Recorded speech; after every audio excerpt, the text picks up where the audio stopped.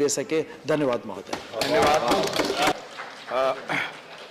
Honorable Minister to reply.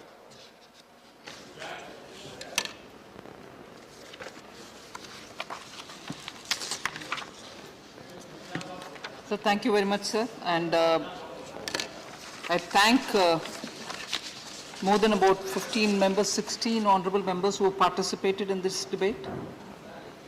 Of course, talking on two bills which are simultaneously brought up for discussion. The supplementary demand for grants 21-22 and also these excess demands for grants for 2018 and 19. I thank every one of the members who have spoken.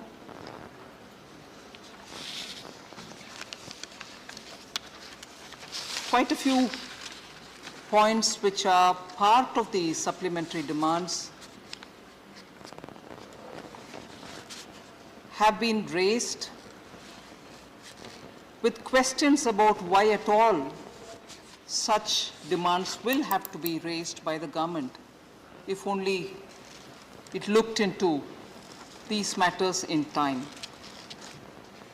This was raised by a few members, particularly on the excess demand for 18 and 19, which has been brought here now.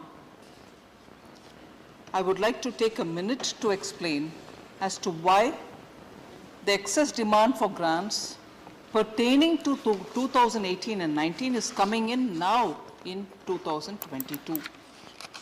I quite appreciate the concern of the honorable members, particularly when it comes to the question of utilizing public money. And if there is a delay in coming and seeking approval of the House, it's only natural that members will raise concern about it. And I'm here, duty bound, surely, to answer and remove any apprehension that may be in the minds of the honorable members. I would first of all like to say, although it is coming in for approval for the excess that has been used in 18 and 19, there has not been any delay in coming here. It is, of course, related to 2018-19. But why has it come now here? It has come here for regularizing the excess spending of that year, and the need for regularizing it arises because the PAC, the Public Accounts Committee of the Lok Sabha, has clearly looked into it and said that we will have to go back to the House for certain heads of expenditure that has been spent in 18-19 in excess of what has been mentioned in the budget. And although it has been picked up, the PAC felt it has to go back to the House to get regularized, in the sense it should be again looked into by the House and then given that regularization and approval. And therefore we brought it. And when did that PAC report come to us? The PAC report suggesting that we regularize this, looking at the excess expenditure of 18 and 19, was submitted on 14th December 2021. And on 14th December 2021, when it was submitted, the time given for us to get the regularization, meaning approval again from the House, was up to June 2022. We are in March 2022. They have given us time to get the regularization done by June 2022. And abiding by that suggestion given by the PAC, we have brought that as a supplementary demand for grants to meet that expenditure which is already incurred in 18-19 as a regularization step. And that is why that has come. There has not been any delay. And from December, we have immediately taken and therefore come up with this supplementary demand for that excess expenditure which has been incurred for regularizing it. I just want to highlight the point. And what were those excess which was spent at that time?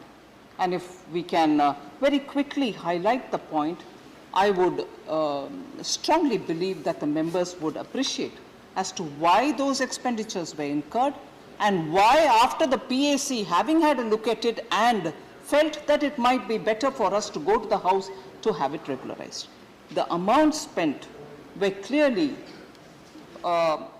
narrated in the papers which have been distributed. I just want to recall that for defense services, 3,841 crores has been taken up for ration, fuel, oil, lubricants, medicals, and many other emergency requirement payment for the HAL.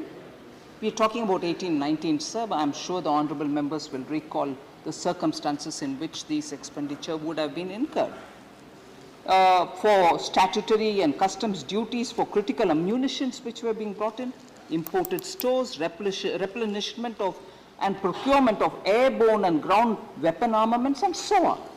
So these were not expenditures which were incurred otherwise, but very essential, and therefore it has been brought in. Again, capital outlay for defense services has taken 1,257 crores. And where did they go? Allocation made at the B stage was insufficient, and therefore we had to spend more. Advanced light helicopter approvals were given by the CCS. Strike-off of wastage happened at the component levels for repair for T-90 tanks which came from Russia, and also progress of Rohtang Tunnel CSG roads which were built at that time, critical for connectivity, and some of the work progress which happened at that time happened faster than we thought, such as vehicle procurement cases, National War Museum and Memorial, obligatory contractual payments for shipbuilding contracts, and so on. So none of these expenditure could have just been met with what amounts were given in the BE. They had to be spent and later included. Therefore, when it came to PAC, they wanted to go back to the House, and that's where this is seen. So, the supplementary demand for grants otherwise, except for the excess grant about which I've explained, are also aspects which are very important for us to appreciate for a moment. Several members spoke, and I distinctly recall Honorable Member Fawzia Khan also saying we need to have a lot more, human touch in the infrastructure is important. We need to spend. We also need to have greater inclusivity in the budgets and so on. Just look at the supplementary demand for grants and see where this is going. And I'm sure Honorable Member Fawzia Khan herself and several other members who spoke relatively the same kind of highlighting importance on keeping the common man in mind. Look at the fertilizer subsidies, sir. 14,902 crores, which is coming through this supplementary demand. Indigenous urea subsidy, 8,270 crore. And the import of urea. Last year, you would realize that the price of the import of urea had spiked, and we had to import it at that cost nevertheless. And after having imported it at that cost, the government did not push the burden onto the farmers. The entire hike in the imported fertilizers cost has been borne by the government. The farmers have not been made to pay even one extra paisa for the fertilizers that they had to. Sorry, ma'am? Please. I'm highlighting that we've done that, ma'am. Please. So the import of urea, sir, 14,000 crores is included, ma'am, for Honorable Member Fawzia Khan, who felt strongly that you should have the common man's interest in your mind. This is that. Similarly, sir, labor and employment, also a part of the supplementary demand for grants. 10,260 crores, supplementary demand for grants. Where is this going? Contribution and grants in aid general under the scheme for employees pension scheme 1995. It goes for that. Rural development, sir, 9,668 supplementary demand. Fourth item under it. And where does that go? For providing additional funds for the NABARD for repayment of interest component under Pradhan Mantri Awas Yojana. It goes for the poor people, the houses. And it is for NABARD that we have given that money. So the supplementary demand for grants is not coming for anything else but to meet the pressing needs of government's schemes which are going for the common people. And therefore, Please. I'm coming for one by one. I'll certainly address EPF. Binay Vishwamji, I will certainly address it. So, then sir, there's a lot of concern, genuine concern, legitimate concern. I am with members when they speak with concern, particularly on the GST compensation fund. Supplementary demand for grants, item number 6, 8,292.75 crores for meeting expenditure on additional transfer to GST compensation fund. Center is moving. We are not holding anybody's money back, and we are going as per what was decided in the GST Council. Sir, again, item number 12 of the supplementary demands for grant. Defense pensions, 1,028.52 crores. Please. Sir. Please.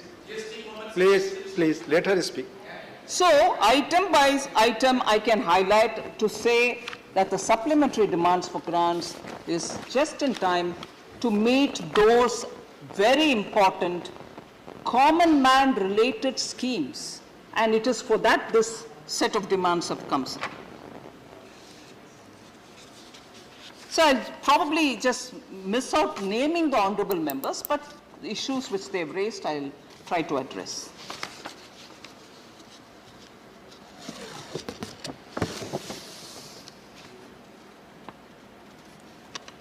Devolution of funds to the states was a very important part of Honorable Member Shakti Singh Gohil when he spoke about various things. Although we were talking about the supplementary demands for grants, Honorable Member has raised very many larger issues, some of which I would like to respond. Devolution of the state share in central taxes, sir. Just to set the background, I want to lay this. In the RE 2021-22, 7.45 lakh crores have been done. And in 22-23B, 8.17 lakh crores are being projected already for 22-23. The entire RE, revised estimate 21-22, has been released in February to enable states to spend in time. So the entire release for this year, as projected in the RE 21-22, has been released in February. There were some honorable members who also said you should do it in time, otherwise when the states are planning their budget, they won't be in a position to understand how they're going to get. I'm not even indicating to them, I have released it to them, totally. Therefore, Center has no interest, in fact, on the contrary, Center has an interest in helping states to get it in time. I take it as my duty, so that at least in these times when states are at the front end getting the economy to revive and also to come out of the pandemic related setbacks, states need the money, and so I have personally supervised once in November to release double the installment within 1 month, and again in February to release double the installment within 1 month, and in February itself clear the entire year's dues to the states so that they can plan for their next year coming. Another important such transfer, sir, which on the basis of what was agreed in the council, is that we borrow the money for paying the compensation because we were not earning as much as we need to pay to the states on the compensation. Transfer to the states based on the back-to-back loan arrangement which was agreed in the council was 1.59 lakh crores. That's already transferred to the states in time every month. Finance Commission grants, and as against the actuals of 1.84 lakh crores in 2020-2021, the outlay provided in 21-22 is 2.11 lakh crore. Transfers to states under centrally sponsored scheme 2020-21, 3.08 lakh crore, 21-22, 3.26 lakh crore, 22-23, 3.33 lakh crores. Not decreasing, on the contrary, increasing, and it should increase. But I want to draw the attention of honorable members. Nowhere is the devolution to the states being held back by the center. Central sector seems, sir. Actuals of 2020-21, 16,143 crores, 21-22 RE, 45,123 crores, and B of 22-23, 49,026 crores. So there's no reduction, in fact, timely disbursement. Sir, this one point which I want to seek your permission to say is not at all a part of this supplementary demand for grants. But in the context of GST payments and also this suggestion that no, the center has been not fair about distributing GST compensation, and also raising a matter which has been long settled, solved, about an IGST payment on which questions were raised by an honorable member. I would like to highlight, sir, point by point, I'd like to say this. Till 2018-19, when a formal system of disbursing, dividing, sharing IGST came into play, that system came into play only in 2018-19. But till before that, the IGST which kept accumulating, in 2017-18, much before the system of per formula distribution of IGST came into play, in 2017-18, by the end of that year itself, 1.76 lakh crores had accumulated under the IGST. This is not a matter which is pending now. I'd like to make it clear. But that time when there was no formulation, the GST Council decided that we need to quickly disperse this accumulated amount. Why is it sitting there? Please, can it be divided? So an ad hoc decision was taken by the then council to split the amount 50% to the states, and whatever 50-50 arrangement was done. So the amount should be distributed, apportioned among states and centers, had happened well before May of 2018, if I remember correct. Then the GST Council, which met, 37th Council, which met in September 2019, spoke about this particular division of IGST and said it has been, ad hoc divided between the states. Can we have some kind of a formulation per that, so that any leftover amount can also go back rightly to the states?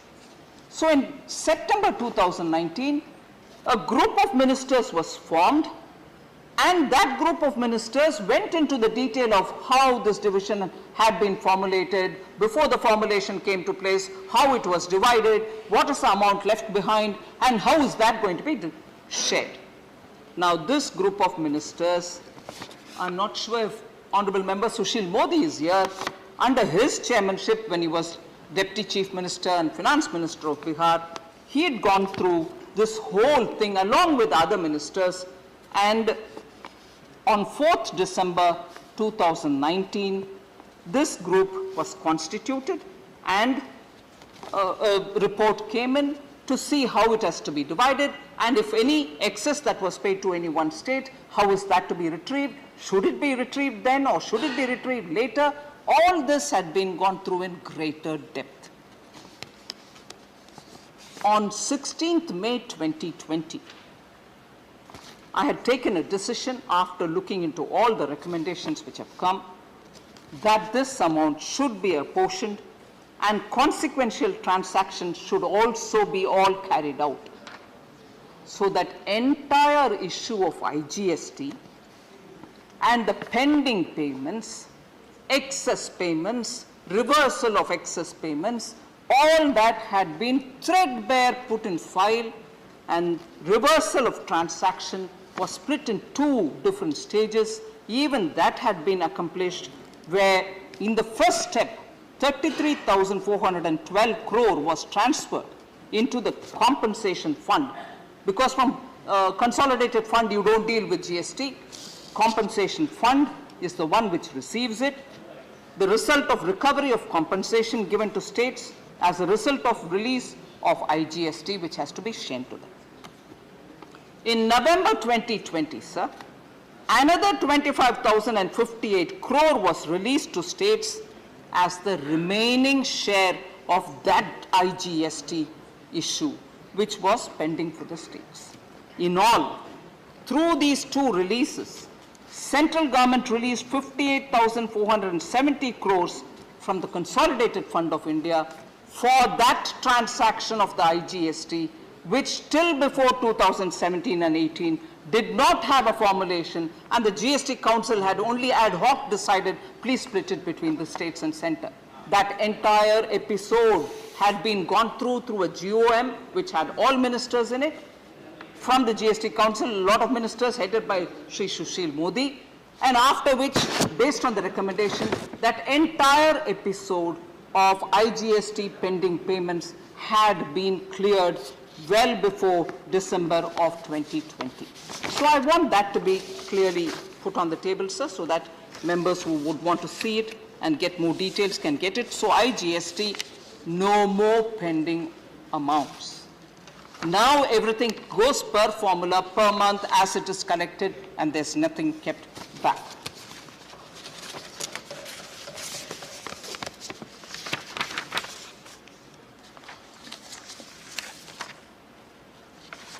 So there was a small confusion, I think, or if I have not understood correct, I'd like to stand corrected.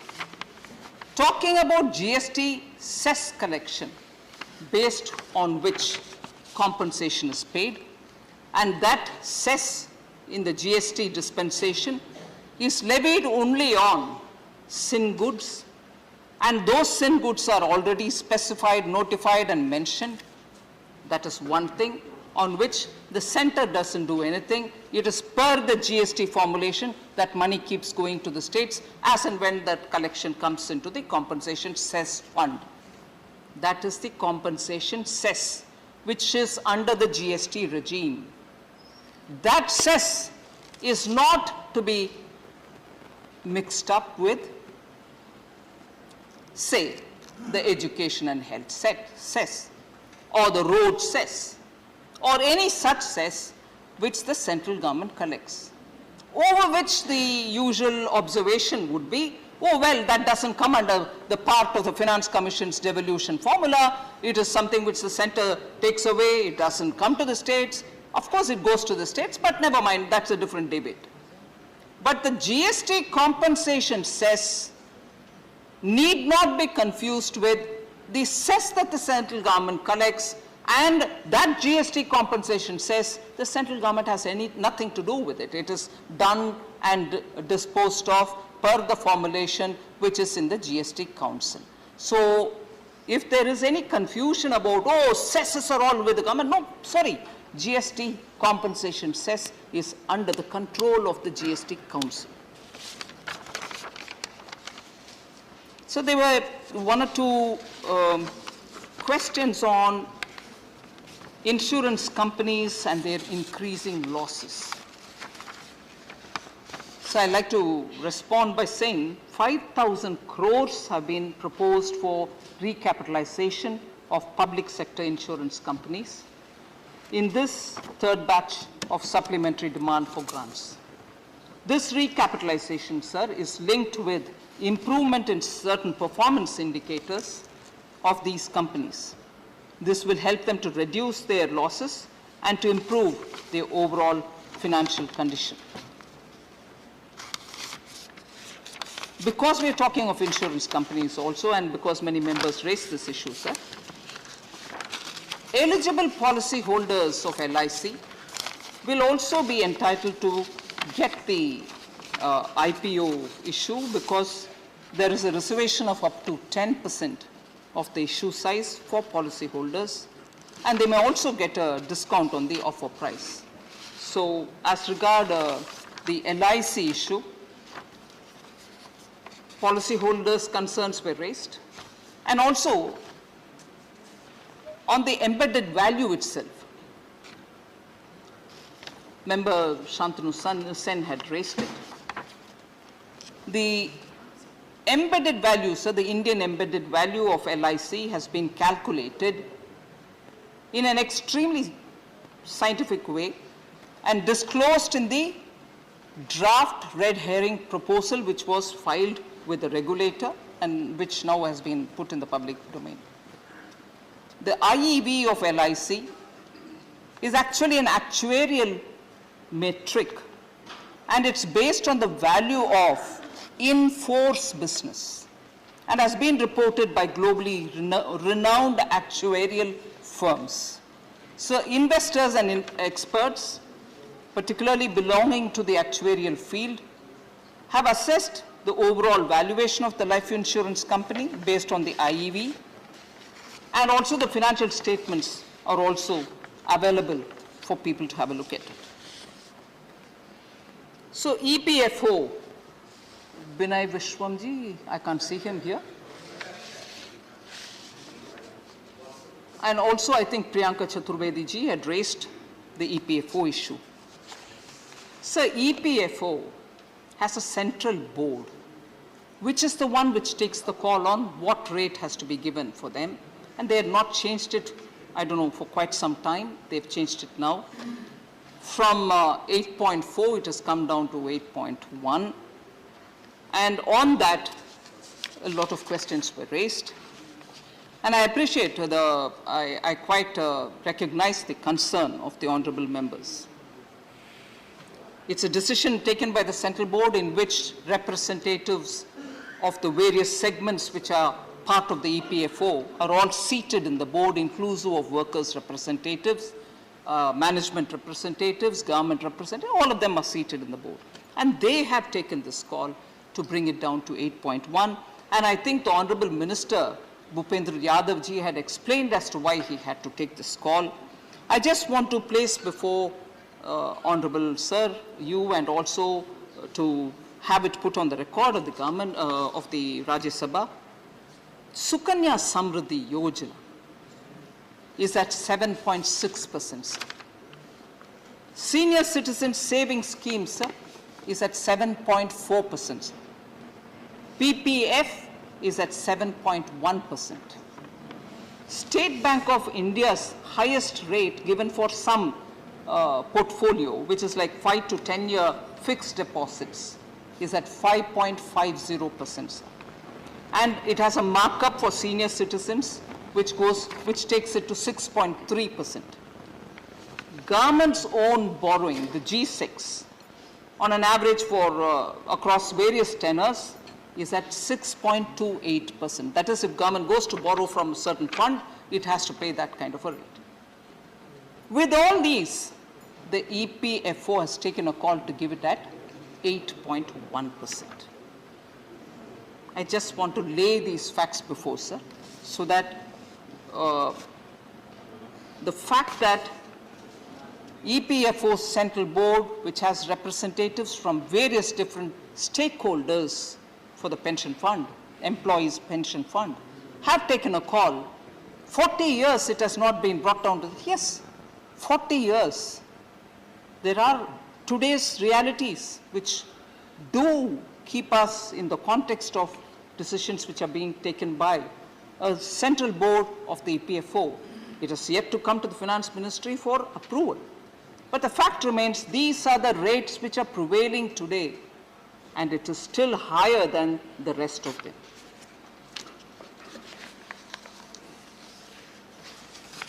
So quite a few members had concern about defense. Basic equipments are not available. You're not taking care of purchases in defense. And with due respect, Manya Shakti Singh Gohil also spoke about it, I think. Shoes, suits are not even available. Bullets are not available. Pardon me, sir, if I sound a bit cynical. Hearing it from Manya Shakti Singh Gohil worries me a bit. If that kind of concern could have been voiced during the Congress's 10 years in rule, Indian defense forces would have been much better in their position. And I'll tell you some of the situations which arose. Sir, in 2000, Manya Jaitley ji's quotations are available, which I want to read.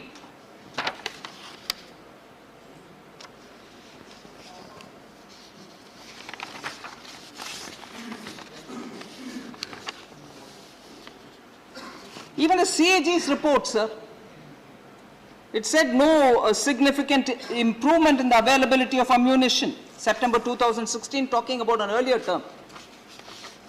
So the situation, sir, for our defense forces was so helpless at that time. And I remember myself sitting and looking into the defense procurement in my capacity at that time in Defense Ministry. I distinctly remember in February 2018, the DAC at that time accorded the approval for 41,000 light machine guns of over 3.5 lakh crores urgently to be bought. More importantly, I'll quote Shri Rajnath Singh, who had sometime later made this observation, but it captures the pictures. I'm quoting Shri Rajnath Singh. In 2009, there was a shortage of 3,53,755 bulletproof jackets in the country. But procurement was not done for a long time.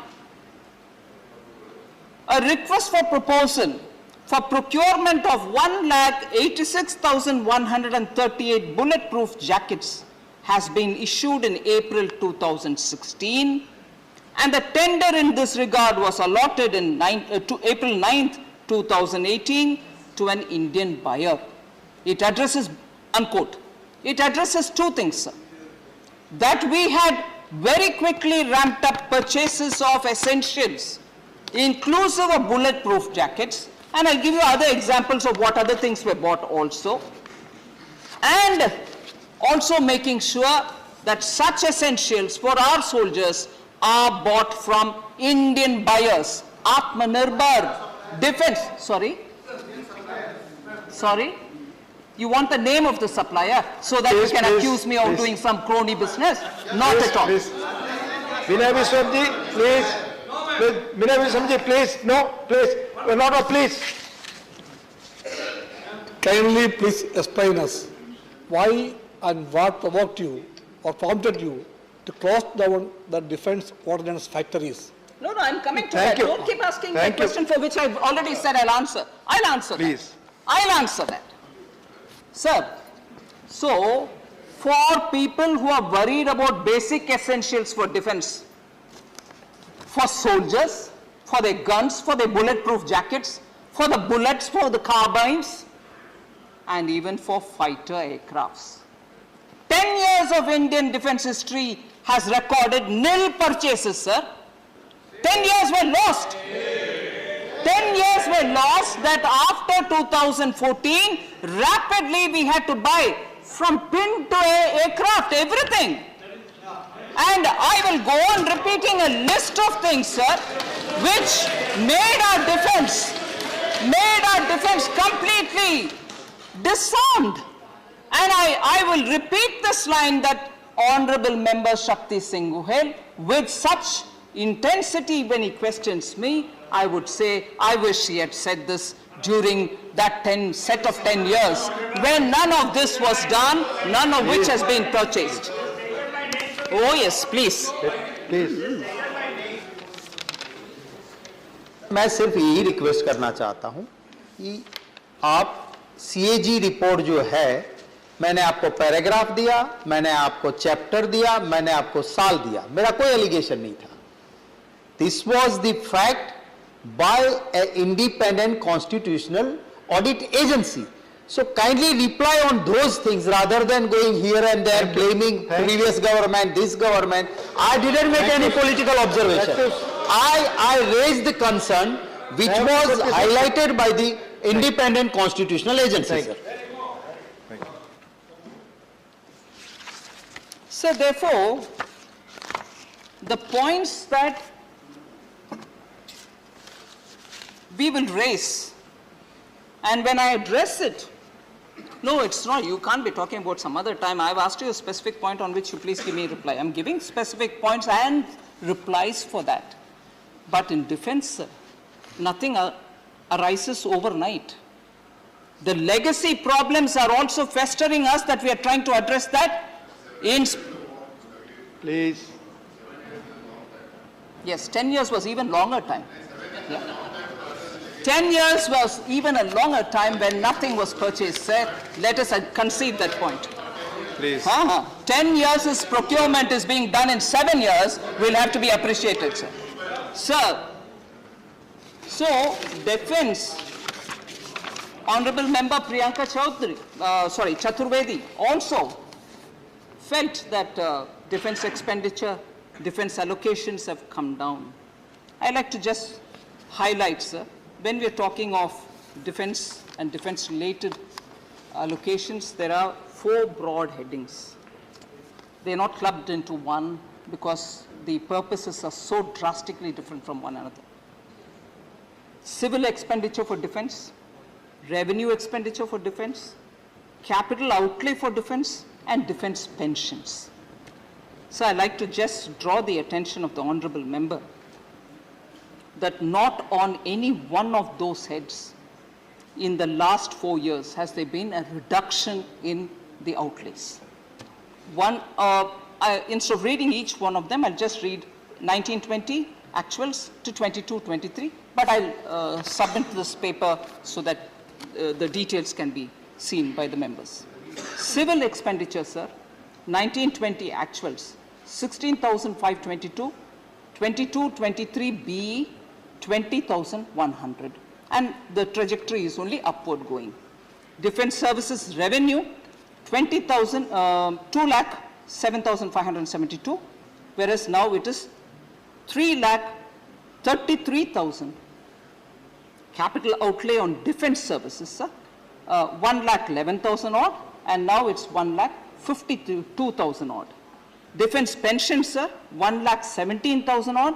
Now it's gone 1,19,000 odd, but I will certainly lay this paper therefore on the table so that members can see it. Defense government corporatization, Honorable Member is not here, T.K. Selangovanji. I'd like to say corporatization is not necessarily privatization. Better performance, better functioning, better administration, bring in greater efficiency are one of the things on which the corporatization has happened. Please, sir, please. I have not even finished my answer. I've not even finished, sir. And there, because it was Sri T.K. Selangovanji coming from Chennai as he does, he's not here now, but I'll take this opportunity to say, the Avadi Tank Factory, sir, which is the unit which is in Chennai, has been given a 7,523 crore worth order for building 118 Arjun class tanks for the Indian Army. only a few months ago. 7,523 crore worth of orders for Chennai Avadi Tank Factory for building 118 Arjun tanks. Atmanirbhar, Indian manufacturer, public sector manufacturer, money is already given, order for 118 tanks. Thank you, So- madam. When he is not here. Please, let her speak. Even I am thankful for that. Giving so much amount for Kavadi tank factory. Thank you.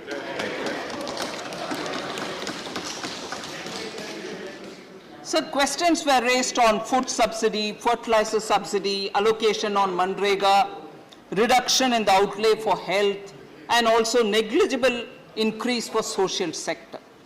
So I think this has been answered even during the budget speech. However, I would just like to draw the attention of honorable members. These apprehensions about adverse impact on changes in the outlay are not well founded, sir. Manrega particularly is a demand-driven program.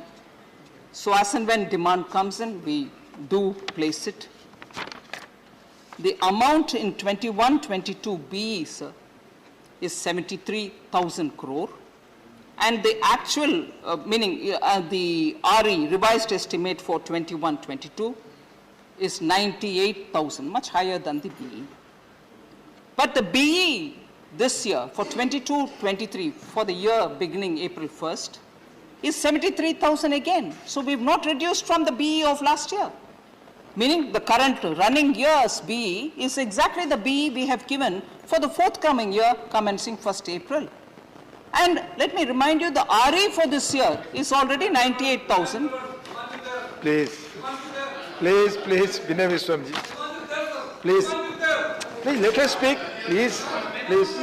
Sir, demand driven, demand is there, demand is there, demand is there.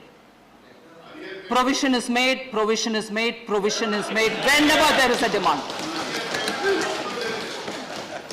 So, food subsidies, sir. Koi pending nahi hai, sir. I want to please someone, come on, don't keep giving running commentaries, sir. This is going on record and I am not even given a chance to give reply to each one of the running commentaries. Let's be talking on facts. You corner me on facts, I'll give you the reply. If I'm wrong, please hold me responsible. But no point if you keep shifting the milepost. When I've answered one, already a running commentary on a milepost being changed. I'll answer that also, sir. Is this going to be running like this? I'm sorry to have to seek your protection on this. I'm but requesting all the members, please. I'm honestly ready to answer every question, sir. Please. Sir, on the food subsidy, again, concern was raised. Provision under food subsidy, is it coming down? The provision under food subsidy, again, sir, covers the gap between the issue price of the food grains and their economic cost. When there is no change in the issue price of PDS food grains, the question of any adverse impact on beneficiaries does not even arise. Now, food subsidy provisions, sir, 21-22, 2.43 lakh crores. 21-22 again, RE, 2.87 lakh crores. So when the food subsidy is required, more than what was mentioned in BE, we have readily provided without any hesitation. So the additional expenditure of 1 lakh crore has gone under the PM Garib Kalyan Anna Yojana. So Garib Kalyan Anna Yojana started with 2.43 lakh crores. Please, 1 minute. Finance Minister is replying to the demand for grants appropriation bill. I propose that we may extend the sitting of the House till her reply is over. Yes, sir, BSc का भी निर्णय था, सदन की सहमति है, माननीय मंत्री जी की रिप्लाई तक हम बैठ रहे हैं. Please. Thank you, sir. So the food subsidy provision, sir, of 1 lakh, additional 1 lakh crore for the additional expenditure has gone for the Garib Kalyan Anna Yojana scheme, which was under the BE in 21-22, beginning of this financial year, we gave 2.43 lakh crores. In the RE itself, it has gone to 2.87 lakh crores. And for the coming year, we have given it as 2.07 lakh crores, and therefore, there is no reduction in the sense of that which is required, we are continuously giving. Fertilizer subsidy, sir. Another one very important concern, which I think even at the beginning we have mentioned about it, similar to the food subsidy. The outlay under fertilizer subsidy covers the gap between the issue price and the economic cost. When issue price to farmers of fertilizers has not been changed, there can be no adverse impact on the farmers. In 21-22, which is the current year which is running, the BE was 79,530 crores. The RE, which is actually even now, has been raised to 1.40 lakh crore due to rising global fertilizer prices, and the input prices are also going up. So the BE 22-23, which is coming budget, we have already given fertilizer subsidy 1.05 lakh crores, which is 31% more than 21-22 BE. One, the last time when the import price went up, we bought it, we made sure that burden is not shifted. This time too, the allocation is 31% more than the last year's allocation. Manrega, I've already explained, sir.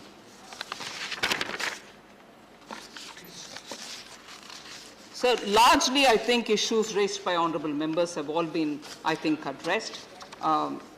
The particular point about why we have to go through the infrastructure funding route has been severally explained, but the multiplier effect is what has made us go through that route than any other.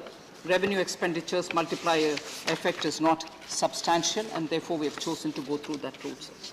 So therefore, the supplementary demand for grants has come with only demands which have immediate impact on the common people, particularly through the Awas Yojana and the explanations that I've given for those emergency expenditures. I seek the House and the cooperation of the entire House for supporting this demand for grants, and also for the excess demand for grants, which is as a result of a PAC's recommendation. Thank you very much. Thank you. I shall first put the motion regarding consideration of the appropriation number 3, Bill 2022 to vote. The question is अगर आप share market में invest करना चाहते हैं तो इसके लिए आपको एक ट्रेडिंग अकाउंट की जरूरत पड़ती है। ट्रेडिंग अकाउंट ओपन करने के लिए वीडियो के डिस्क्रिप्शन में मैंने आपके लिए एक लिंक देके रखा है। उस लिंक पर क्लिक करके अगर आप ट्रेडिंग अकाउंट ओपन करते हैं तो उस ट्रेडिंग अकाउंट ओपनिंग के लिए आपको कोई भी चार्जेस देने की जरूरत नहीं है, साथ में कोई भी एनुअल फी देने की जरूरत नहीं है। और जब भी आप इक्विटी में शेयर खरीदेंगे या फिर बेचेंगे तो उसके ऊपर आपको कोई भी ब्रोकरेज देने की जरूरत नहीं है। अगर मान लीजिए आपने 100 रुपए का कोई शेयर खरीदा और उसे 150 रुपए में बेच दिया, तो जो 50 रुपए का फायदा होगा तो वो सीधे आपकी जेब में जाएगा। इसके ऊपर जो है वो आपको कोई भी ब्रोकरेज चार्जेस देने की जरूरत नहीं है, कोई भी यहाँ पर आपको चार्जेस नहीं है।